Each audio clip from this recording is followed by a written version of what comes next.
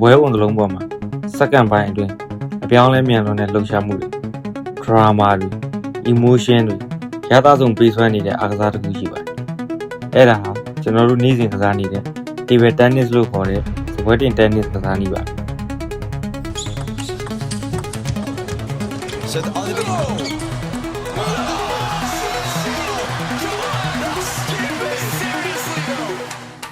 ပြောရန်ကစားနည်းတစ်ခုကနေကမ္ဘာအဆင့်အိုလံပစ်အားကစားတစ်ခုဖြစ်လာတဲ့အထိဒီကစားနည်းကဘယ်လိုတွေပြောင်းလဲလာခဲ့တာလဲမြန်မာနိုင်ငံကိုရောဘယ်အချိန်ကတည်းကစတင်ရောက်ရှိလာခဲ့တာလဲ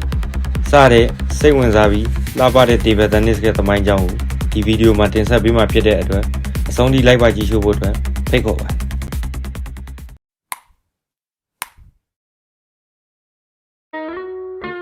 ခီးစဉ်ရဲ့အစကိုပြန်ကြည့်ရရင်1880ပြည့်နှစ်တွေက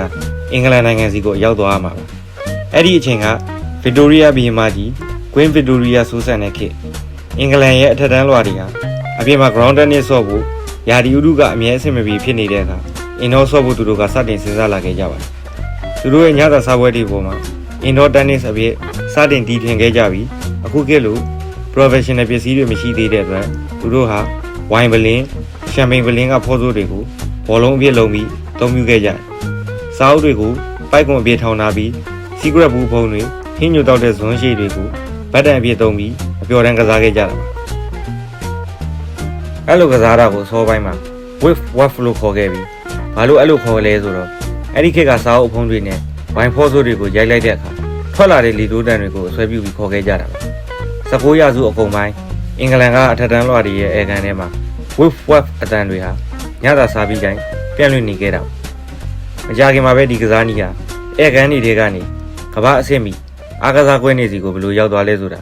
ဆက်လက်ကြည့်လိုက်အောင်။ James Gibb ဆိုတဲ့အင်္ဂလိပ်ကြီးကအမေရိကကိုခီးသွားရင်ကလေးကစားစရာဆယ်လူလိုက်ဘောလုံးလေးတွေကိုတွေ့ခဲ့။အဲ့ဒါနဲ့သူကဝယ်လာပြီးအင်္ဂလန်မှာပြန်ဆက်သက်ကြည့်တဲ့အခါမှာဘောလုံးလေးချင်းကလည်းကွက်တီ bounce ကလည်းအန်ကိုင်းဖြစ်နေတော့သဘောကျသွားပြီးဘော်တိုင်းနဲ့သူစမ်းကစားခဲ့ပါတယ်။အဲ့ဆယ်လူလိုက်ဘောလုံးကိုဘတ်တန်နဲ့ရိုက်လိုက်တဲ့အခါထွက်လာတဲ့အတန်ကိုသူတို့ကပင်လို့ကြားပြီးခုံနဲ့ထိသွားတဲ့အတန်ကိုပေါင်လို့ကြားတဲ့နဲ့တူပါရဲ့အဲ့ဒါကိုအစွဲပြုပြီးပင်ပေါင်ဆိုပြီးဝေါ်ရတာတကူကိုဖန်တီးလိုက်ကြပါ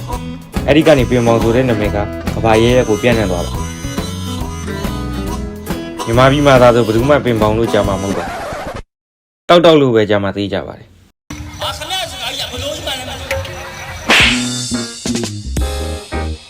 ပင်ပေါင်လို့ပြောလိုက်ရင်လူအများစုက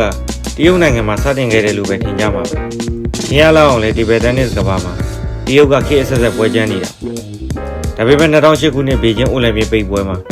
လန်ဒန်မြို့တော်ဝန်ဟောင်းဘော်ရစ်ဂျွန်ဆန်ကဘေကျင်းကနေလန်ဒန်ကိုအိုလံပစ်အလံလွှဲပြောင်းပေးတဲ့အခမ်းအနားမှာကဘာကြီးကိုပင်ပေါင်နဲ့ပတ်သက်ပြီးအခုလိုပြပြခဲ့ပါတယ်။ Ping pong was invented on the dining tables of England, ladies and gentlemen, in the 19th century. It was, and it was called whiff-waff.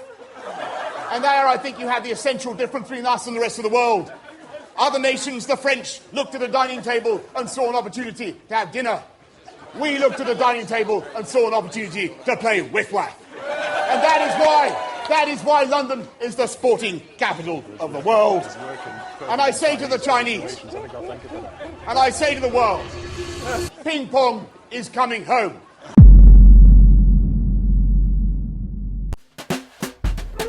ဒီလိုနဲ့ပြောတဲ့ကစားနည်းလေးဟာ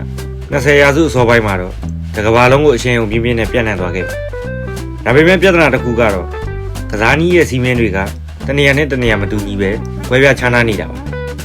ဒါကြောင့်1926ခုနှစ်မှာတော့ BB ဆိုင်ရာစပွဲတင်တဲ့အဖွဲ့ချုပ် ITTF ကိုဂျာမနီနိုင်ငံဘာလင်မြို့မှာစတင်ဖွဲ့စည်းခဲ့ပါတယ်ပထမဆုံးဥက္ကဋ္ဌကတော့ Ivan Montague ဖြစ်ပြီးသူကကမ္ဘာတဝန်းကကစားသမားတွေကိုစံသတ်မှတ်ချက်တစ်ခုတည်းအောက်မှာစုစည်းပေးနိုင်ခဲ့ပါတယ်။အဲ့ဒီနှစ်မှာပဲပထမဆုံးကမ္ဘာချန်ပီယံရှစ်ပြိုင်ပွဲကြီးကိုအင်္ဂလန်မှာအောင်မြင်ကျင်းပနိုင်ခဲ့ပါတယ်။စီးမြင့်တွေနဲ့အတူဘတ်တန်တွေကလည်းမယုံနိုင်စရာကောင်းလောက်အောင်ကိုတိုးတက်ပြောင်းလဲလာခဲ့ပါတယ်။အစပိုင်းမှာတစ်သားကြီးပဲသုံးခဲ့ရကနေ1900ပြည့်နှစ်တွေမှာတော့တစ်သားဘတ်တန်မျက်နှာပြင်ပေါ်မှာပင်ပယ်ရာဘာလို့ခေါ်တဲ့ရာဘာပြားတွေစတင်ကတ်လာကြပါတယ်။1952ခုနှစ်မှာဂျပန်ကစားသမားဟီရိုဂျီဆာတိုကsports rubber ပြားကိုစတင်တည်တင်ခဲ့ပြီးကမ္ဘာချန်ပီယံဖြစ်လာတဲ့အခါတစ်ကမ္ဘာလုံးအံ့အားသွားခဲ့ရပါတယ်။သူတည်ထွင်ခဲ့တဲ့ rubber ပြားနည်းပညာက ဘောလုံးကိုပိုပြီးမြန်ဆန်စေုံနာမကကိုကင်မှာလူကြိုက်များတဲ့စပင်ရိုက်ချက်တွေကိုပါအသုံးပြုလာနိုင်ခဲ့ပါတယ်။အဲ့ဒီတီထွင်မှုကြောင့်တေဘယ်တက်နစ်ဆောတဲ့အခါရခင်ကားတဲ့နာကြီးပူတက်တာလာပါတယ်။ကျေးဇူးတင်ပါတယ်လို့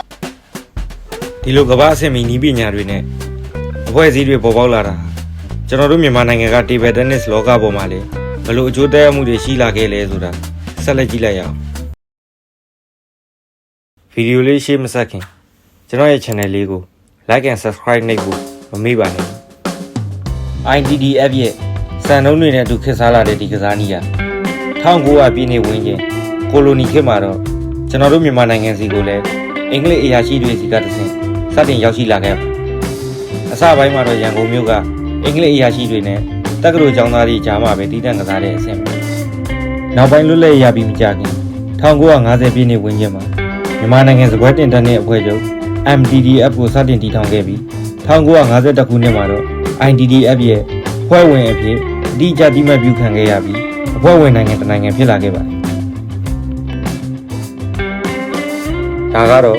ကျွန်တော်တို့နေ့စဉ်ကစားနေတဲ့ပင်ပေါင်ရဲ့မူလဘူတာသမိုင်းကြောင်းဖြစ်ပါတယ်။လူနှစ်ယောက်ရှိရင်ကစားလို့ရတဲ့ဒီကစားနည်းကိုကျန်းမာရေးရအတွက်တော့၎င်း